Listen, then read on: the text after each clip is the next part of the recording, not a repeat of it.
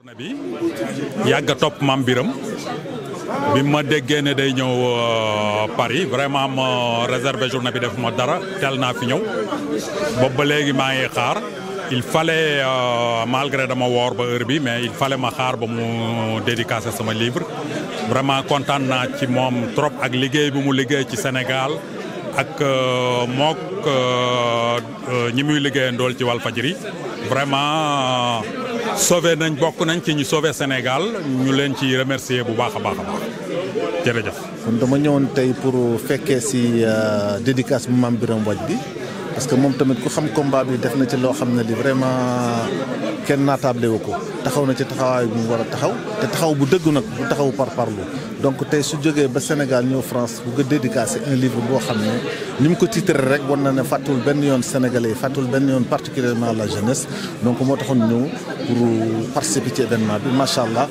conférence bi tegu na ci yoon.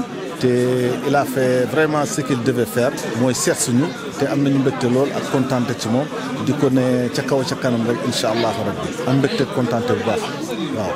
kuy wax dëgg rek ak ku dëggu defe naa doo fa bàyyi Mame Birame bi ñu ko xamee ba léegi même avant combat Pastef bi ba ci biir combat Pastef bi ba tey ku gis Mame Birame Wathie rek xam Mame Birame Wathie rek déglu Mame Birame Wathie rek xam ne dëgg rek ngay dégg naa fekkuwul parparloowul te nekkul ci parti pris comme on dit moom daal ni ñu ko xamee woon démb ak barki démb daal ci la ne te ñu ngi ñaan yàlla aussi mu jàpp ci bu dëgër bañ a bàyyi benn yoon te fi mu teg tànkam mu bañ ko teggi parce que loolu la ñu soxla ci journaliste mais gis nañ fi ay journalistes yoo xam ne dañuy féete boor wala du ñu tëddee njaaxaan mais moom tëddee na njaaxaan te gaañul kenn lorul kenn sonnul kenn malgré bund xatal yi nga xam ne ñu ngi ko doon bund xatal yëpp moom fi mu teg tànkam rek la teg tànkam continuer combat donc ñu ngi ko ci encouragé di ko ñaanal yàlla jàmm di ko ñaanal yàlla jeunesse Sénégal bi yëpp di ñaanal aussi ñi nga xam ne ñoom la jeunesse bi jiital tey ñu nekk président Diomaye Faye ak Ousmane Sonko di ñaan yàlla jàppale leen ba ñu mën a ñoŋal Sénégal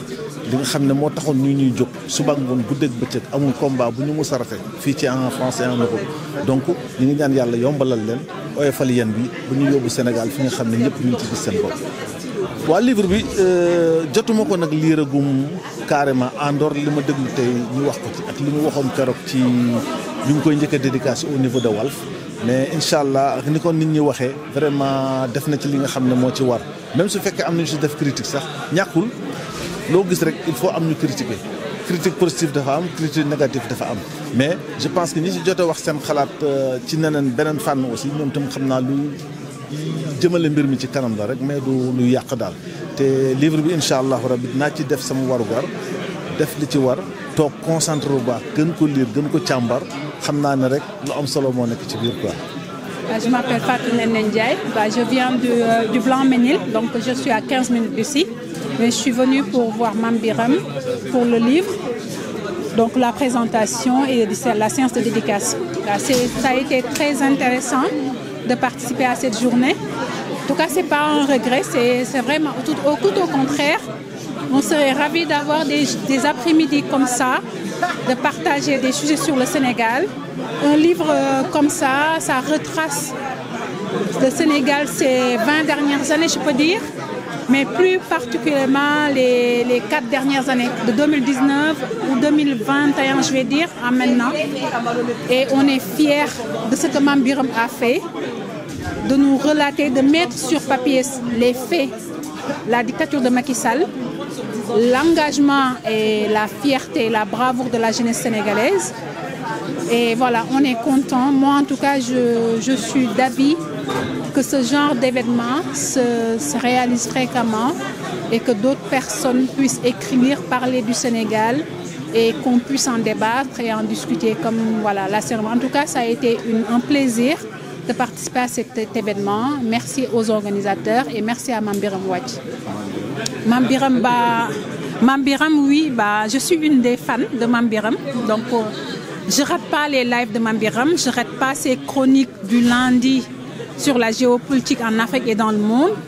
Je ne rate pas ses émissions de Pencho, ses extraits. Donc, je peux dire que je suis fan de Walfadjri, de Mame Birame et de ses collègues, dont Moustapha Diop, que je suis beaucoup. Donc, ce que je peux lui dire, c'est de rester Mame Birame. Le Mame Birame critique, le Mame Birame perspicace, le Mame Birame intelligent, intellectuel, qui essaie à chaque fois dans ses chroniques, dans ses explications, de montrer son objectivité, d'expliquer aux Sénégalais à tout niveau intellectuel ce qu'il pense et ce qu'il décortique de la politique du Sénégal. En tout cas, c'est quelqu'un que j'apprécie vraiment. Je prie beaucoup aussi pour eux, pour qu'ils restent comme ils sont. Comme on dit, Yal na len Yalla jappale, Yal na Yalla sam len. Mame Birame, c'est quelqu'un que j'apprécie vraiment. Reste Mame Birame qu'on aime. Man damay seetaan émission am yëpp, damay seetaan live de Mame Birame yi 15h yi duma ko raté. Live de Moustapha Diop, donc dama leen di wax rek Walfadjri ñu gën a góorgóorlu que histoire du Sénégal bu ko kenn falsifié ñu koy wax di ko bind parce que on a subi nit ñi dañu nettali suñu histoire di ñu bindal lu dul dëgg. Ce qu'on veut daal événement yu mel nii di am que ce soit fii wala fépp fu diaspora bi nekk pour que famille bi sénégalais dem ak seen famille yi ñuy wax ce qui se passe ñu koy xam lépp dëgg nekk nag ci kaw dëgg. On veut la vérité sur le Sénégal.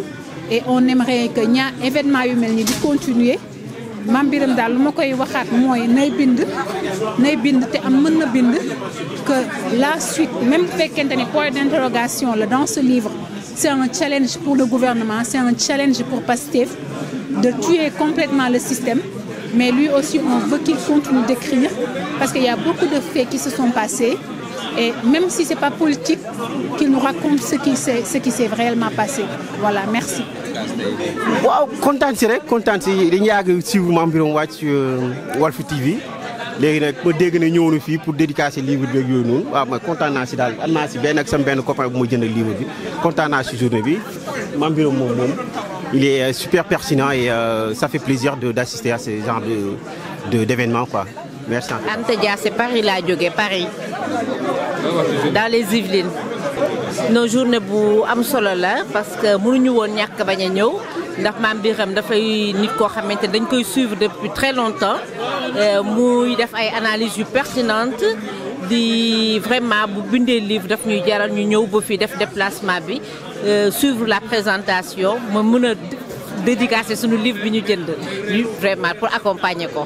ma koy wax rek mooy que na continuer ni mu mel fi mu jàpp na ko continuer bu mu changer ndax mi ngi def liggéey bu am solo pour suñu réew ndax mi ngi ñuy gindi mi ngi ñuy informer mais mi ngi jàppale aussi suñu waa réew.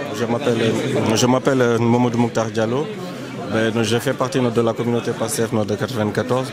Cette journée, franchement, c'était un plaisir enfin de pouvoir rencontrer l'éminent Mame Birame Wathie parce qu'on le suit tout le temps à travers ses interviews et ses émissions et nous a permis de mieux comprendre l'histoire au fait, de la démocratie sénégalaise et de mieux nous éclairer sur au fait, certaines choses qui n'étaient pas forcément connu au fait du commun des Sénégalais, comme en fait il dit le triangle malheureusement satanique qui a failli continuer à gérer tout notre pays. En tout cas, franchement, c'était une journée très enrichissante que j'ai eu à partager avec en fait mes enfants. Par rapport au livre, franchement, j'ai pas encore eu le temps de le lire, mais j'ai juste eu à voir le préface. Mais on va dire en fait en gros que c'est un résumé de tout ce qui s'est passé quasiment depuis quand 2012 à nos jours.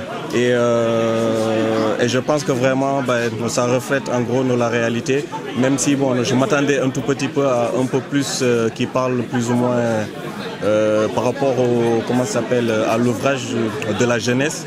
Mais bon, comme il l'a dit, les choses se sont passées tellement vite que il n'a pas forcément eu le temps de s'attarder sur la jeunesse. Mais quand même, je pense que ça reste un livre qui reflète la réalité qui s'est passée durant quand même les 3 dernières années. Bonjour à tous, donc on était venus dans le cadre de cérémonie de dédicace de Mame Birame Wathie. La jeunesse prend le pouvoir, donc c'est un livre qui relate toute l'histoire de 2021, pratiquement la révolution sénégalaise. Donc nous remercions pour son passage sur Paris, donc il est quand même important. Vu nous, on était acteurs de cette révolution, ça nous fait du bien quand même d'avoir des écrits qui vont rester par rapport à l'histoire du pays. Donc c'est là on fait que féliciter Mame Birame par rapport à cette initiative d'écrire, parce que ce qu'on dit, les paroles volent et les écrits restent. Donc c'est quelque chose qui est important. Donc Mame Birame, donc je l'ai suivi quand même par rapport aussi à son monde journalistique. Mais par rapport à son passé aussi, comme moi aussi j'étais étudiant, j'étais délégué étudiant. Donc c'est quelqu'un qui est révolutionnaire par rapport à ses écrits, quelqu'un qui est engagé, qui ne mâche pas ses mots. Et c'est un bon analyste politique pour la marche du pays. Donc il a beaucoup contribué, notamment Walf. Et donc j'encourage même Walf à ouvrir une école de communication pour pouvoir véhiculer la pensée civilamine. Donc c'est quelque chose quand même, ça fait partie de nos souhaits aujourd'hui. Merci. Awa. Tu étais venu ici pour voir qui? Pour voir Mame Birame. Avec maman, pourquoi? Qu'est-ce qui se passe ici aujourd'hui? Pour signer, dédicacer le livre. Le livre de tonton qui? Mame Birame. Qu'est-ce que vous dites à Mame Birame, tonton Mame Birame? Merci. ñu ngi jógee Créteil franchement dañu ñëwoon pour cérémonie de dédicace bi nga xamante ne Mame Birame mi ngi ko doon def depuis tout le temps ñu ngi ko doon suivre sur Walfadjri léegi franchement doonoon journée boo xamante ni c'était intéressant ci expliquer na livre bi franchement lépp loo xam ñun man pour dire vrai liiraguma livre bi parce que maa ngi koy soog a jënd nii mais franchement expliquer na ci loo xamante ni amoon na Sénégal te on était témoin de tout ça ndaxte ñun dañ doon dem ci manifestation bi lépp loo xamante ni Pastef mi ngi ko doon organiser ñun dañ ci doon participer kon bokk tey nii dafay doon loo xamante ni lu rafet la ñu ñëw soutenir livre bi aussi loolu la.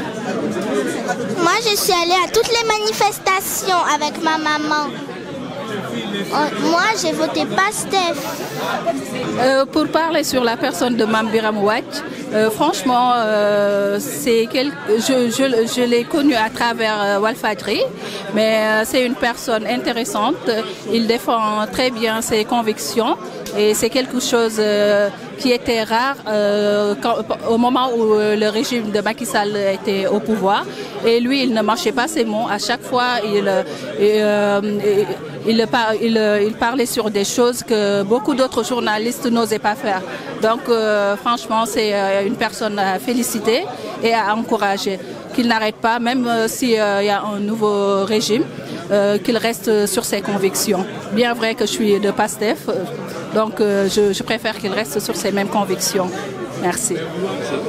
waaw jërëjëf ci laaj bi comme ni nga ko gisee tey si ngoon fii dañu doon def cérémonie de dédicace de présentation livre bi nga xamante ni génne naa ko fan yële ci ginnaaw te ñu defoon le 11 sax même cérémonie bi fële sa Ndakaaru donc bi ma ñëwee fi nag wax dëgg yàlla ba léegi nii sax émotion bi mu ma jàpp parce que wax dëgg yàlla xalaatuma woon ne am na autant de Sénégalais yu am cofeel ci man ni mu jaral leen ñu jógee ci région yi gën a sori biir Paris biir France ñëw fekk ci manifestation bi nii donc wax dëgg yàlla loolu lu seddal suma xol la waxuma sax comité d'organisation bi nga xamante ne nii bien avant may annoncé ne le premier lay doon ñoom commencé woon nañu di ci yëngatu muy Fallou Diakhaté muy le grand Kader Seck muy Tamsir Bathily donc ñoom ñëpp daal jàpp nañ ci jàpp boo xamante ne nii tey tax na lépp ñoŋ sénégalais yi wuyu si massivement gis nga ko depuis pratiquement 1 heure de temps wala lu ko ëpp sax maa ngi bind ay dédicaces ba sama loxo bi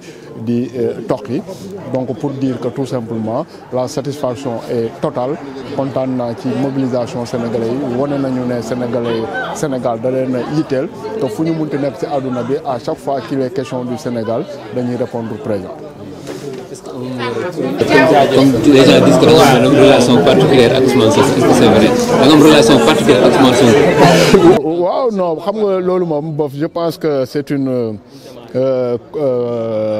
relation donc pas nu ma koy waxee sax boo xamante ni dañuy jokkoo man ak moom directement mais quelque part dafa bokk yu bëri yoo xamante ni dañ ciy bokk gis-gis bokk ci niñ ci taxawee donc je pense que ñi wax ne dama am ak moom une relation particulière ci loolu rek la ñu fondé wu mais fondé wuñu ci ab audience bu ñu gis ma def ko ak moom fondé wuñu ko également ci rencontre wala waxtaan boo xamante ni gis nañu ko ma def ko ak moom xëy na lu ñu jàpp mooy ñu ngi may dégg may wax ñu ngi koy dégg muy wax jàpp nañu ne nos discours am na beaucoup de points de similitude jàpp naa ne loolu moo gën a tax ñuy wax. waaw non diaspora bi moom wax dëgg yàlla comme li ma la ko waxee ci première question bi rek man je suis vraiment très très surpris et agréablement surpris nag quand même lii fi xew ni nekkul loo xamante ni dama ko doon xalaat donc Sénégal sax cérémonie ba ñu fa def yaakaar naa ne amoon na nit mais enthousiasme bi ma gis fii gisuma ko foofu donc ma ci remercier véritablement ñi nga xamante ni ñoo nekk à la base de cette organisation là Fallou Diakhaté Tamsir Bathily Grand Kader ñoom ñëpp donc vraiment ils ont tout fait pour que véritablement affaire bi nekk une réussite totale te loolu moo am jërëjëf